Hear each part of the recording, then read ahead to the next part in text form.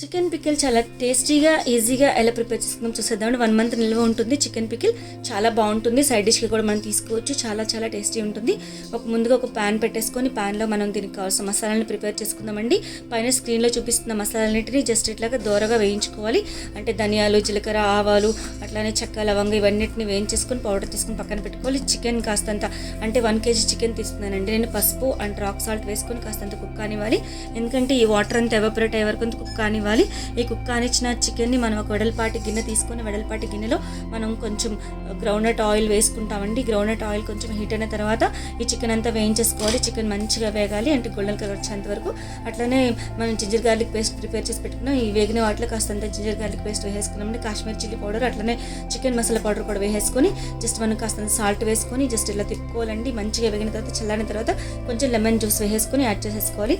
అట్లాగే వెల్లుల్లిపాయలు యాడ్ చేసుకోవాలి. Thanks for watching. ప్లీజ్